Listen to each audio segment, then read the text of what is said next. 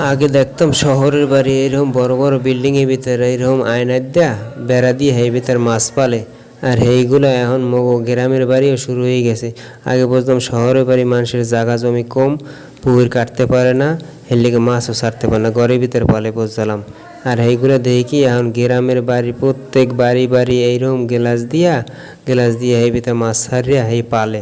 কিয়া পুকুরের ভিতরে পালমু কি সুন্দর বড় বড় হইবে বসিতে খোড়া মানে এই গেলাসের ভিতরে পালে মাছ বড় হয়। কি একটা ঝামেলা মাছগুলোর যে আজাব। পুকুরের ভিতরে সাইরে দেবো, পানি আইবে, বেশি বেশি পানি আইবে, মাছগুলো বাইরেই যাইবে, অন্যদিক যাইবে, দৌড়ি হবে, কি একটা শান্তি মাছের। আর এইগুলো দিয়ে আজাব আজাব দিলে কি আল্লাহ সইবে? আগে শহরে বাড়ি দেখতাম বড় বড় বিল্ডিংয়ের ভিতরে এরকম পালতে মাছগুলো আয়না ভিতরে। বুঝতাম হেগো জায়গা জমি কম, পুকুর কাটতে পারে না, হের লিগে এরকম পালে। আর মগো গ্রামের বাড়ি এগো কি জায়গা জমি কম, পুকুর কাটতে পারে না, সবারই প্রত্যেক বাড়ি বাড়ি একটা একটা পুকুর আছে। সেই পুকুরের ভিতরে মাছ ছাড়বে, হ্যাঁ ছাড়তে পার না, হ্যাঁ আমার ছাড়বে কি, হে ভিতরে পাইয়ে বুঝে বুঝে হেয়ে কয়, পাইয়ে ভিতরে দেবে বাইরে যাবে, হাতে ভিতরে দেবে বাইরে যাবে, এইগুলো কয়। কে বেড়া দিয়ে মাছ ছাড়লে বড় বড় মাছ খাওয়া যায় না, এই ভিতরে পারলে এতে